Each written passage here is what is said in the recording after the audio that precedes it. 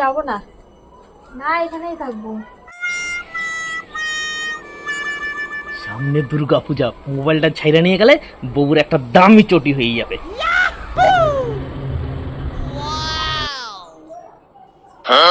এই চোর চোর, ধর ধর।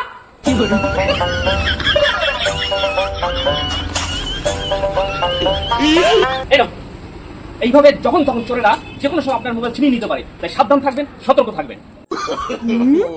আপনি কেডা?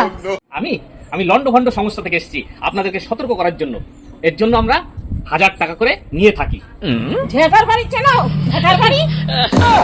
না না, পরে দিলে হবে, এখন তো না, পরে দিলে হবে।